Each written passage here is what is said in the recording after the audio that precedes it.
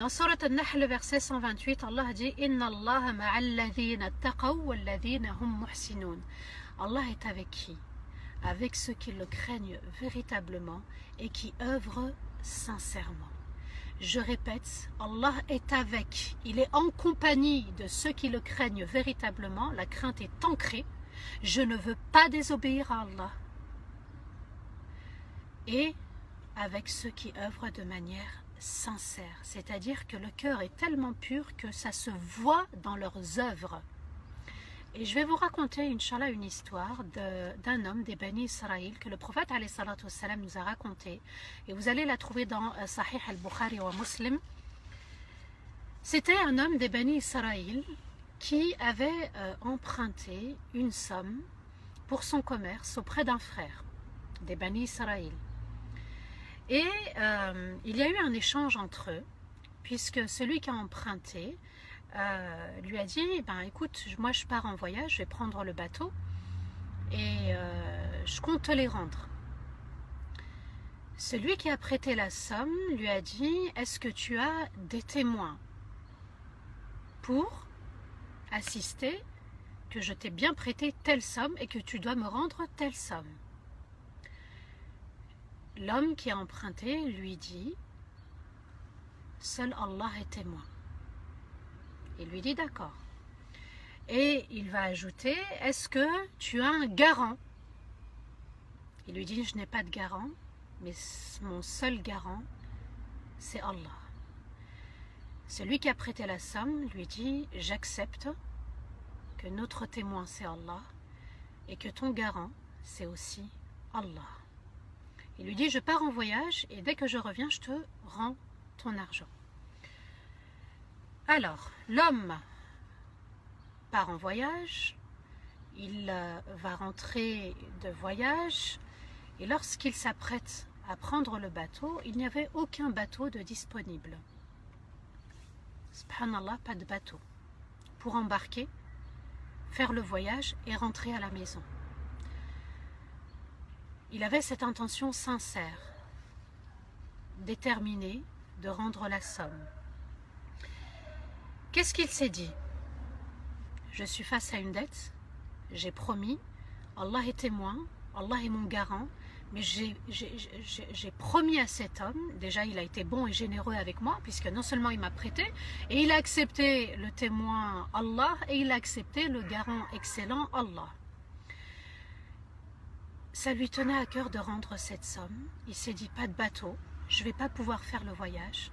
Alors qu'est-ce qu'il a fait? Il a pris une bûche en bois, il a creusé, il a fait un trou, et il va mettre, subhanallah, la somme à l'intérieur, il l'a protégée, et il va mettre la somme qu'il devait rendre à son frère dans cette bûche en bois. Et subhanallah, regardez ce qu'il va dire dans le message qu'il va écrire à son frère. Il glisse la somme, mais il glisse avec un message. Les circonstances m'ont empêché de te rendre ton dû. J'ai voulu honorer ma promesse et tu as accepté Allah comme témoin et comme garant. J'ai placé la somme dans ce bout de bois et je l'ai jetée dans la mer. Et j'ai placé ma confiance en Allah. Je répète, les circonstances m'ont empêché de te rendre ton dû. J'ai voulu honorer ma promesse et tu as accepté Allah comme témoin et comme garant. J'ai placé la somme dans ce bout de bois, dans cette bouteille, et je l'ai jetée dans la mer et j'ai placé ma confiance en Allah. Regardez, subhanallah, la sincérité. Il tenait vraiment à rembourser son frère, mais il était tellement dur dans un amour magnifique d'Allah, dans une crainte magnifique d'Allah, que pour lui, il fallait que le dû, la dette parte. Je répète encore une troisième fois, tellement c'est magnifique. Les circonstances m'ont empêché de te rendre ton dû et j'ai voulu honorer ma promesse. Parce qu'il s'est engagé devant Allah. Et tu as accepté Allah comme témoin et comme garant. J'ai placé la somme dans ce bout de bois, dans cette bouteille, et je l'ai jetée dans la mer et j'ai placé ma confiance en Allah. Ensuite, l'homme va se tourner vers le ciel, vers son Seigneur, et il dit, Ya Allah, tu sais, tu vois et tu entends avec excellence. Et il a accepté et il t'a accepté comme témoin et comme garant.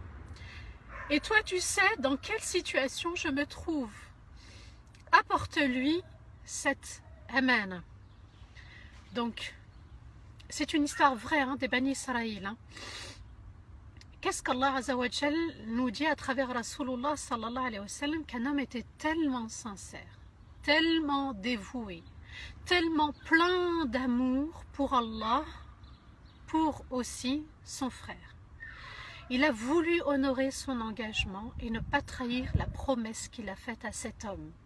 Il ne voulait pas trahir Allah avant tout. C'est Allah qu'on trahit avant tout, avant même de trahir la personne. C'est Allah Azza wa Jal. Si seulement on pouvait vivre la foi comme cet homme a vécu sa foi. C'est-à-dire il place tout entre les mains d'Allah avant même de faire confiance en qui que ce soit. Je vais répéter ce qu'il a dit. Ya Allah, tu sais, tu vois et tu entends avec excellence. Et il t'a accepté comme témoin et comme garant. Regardez la bienveillance, la générosité du cœur de cet homme. Et toi, tu sais dans quelle situation je me trouve. J'aurais aimé prendre le bateau, faire le voyage et pouvoir honorer mon engagement et lui rendre son dû qu'il attend. Apporte-lui, ya Allah, cette amana. Apporte-lui, fais traverser cette bouteille, toutes les vagues, et apporte-la dans la ville où je me trouve, dans la ville où ce frère se trouve. Alors les jours vont passer, subhanallah, mais Allah Azza wa Jal a honoré la promesse de cet homme et va faire arriver, avec l'aide d'Allah, vous comprenez, Bismillahirrahmanirrahim, avec l'aide d'Allah, le bienveillant par excellence, le tout miséricordieux par excellence. Vous comprenez, subhanallah, avec l'aide d'Allah, quand on place, c'est à nous de faire vivre ce cœur dans la foi, dans la crainte, dans la confiance, et tawakkul. Parler à Allah, savoir parler à Allah, savoir confier ses secrets à Allah, ses difficultés, ses manquements, tout confier à Allah. Donc Allah Azza wa Jal va honorer l'engagement de cet homme, la bouteille va arriver, elle va parvenir entre les mains de son frère. Et subhanallah, cet homme qui a emprunté la somme va attendre quelques jours avant de rentrer. Il n'y avait pas de bateau le jour même, il n'y avait pas de bateau les jours qui vont suivre. Et alhamdulillah, au final, il a pu embarquer. Il rentre chez lui et se dit, pourvu que l'amana est parvenue à mon frère, si elle n'est pas parvenue, il va sûrement venir me frapper à ma porte pour me dire où est mon dû, ma dette, enfin la dette que tu me dois. Il s'est dit, je vais quand même aller le voir et je vais frapper à sa porte pour voir s'il a bien reçu l'amana. Il frappe à la porte de son frère et lui dit, voilà, j'étais en voyage, j'ai mis du temps à rentrer et je voulais vraiment honorer mon engagement et je n'ai pas pu le faire. Alors je t'ai envoyé la somme à travers les vagues de la mer d'Allah Azza wa Jal. Et regardez ce qu'il lui répond, ne t'inquiète pas, Allah m'a apporté ta amana. Vous voyez, subhanallah, c'est vraiment une histoire vraie, j'insiste beaucoup là-dessus. C'est-à-dire, ya Allah, je confie entre tes mains, et tu es le grand juge, et tu es le grand avocat, mon grand avocat. Tout ce que je vis dans la vie, tout ce que je possède comme bien, toutes mes dettes, même le prophète alayhi salatu wassalam faisait une dua, une invocation avant chaque soir, hein, avant de dormir, et il demandait à Allah de le protéger contre la dette. Chaque soir, subhanallah, le prophète alayhi salatu wassalam invoquait, il disait une invocation spéciale pour la dette, pour qu'Allah le protège contre la dette. Donc il est important d'honorer son engagement, d'être fidèle jusqu'au bout. On aurait pu dire oui mais bon, la personne elle comprendra, je lui expliquerai.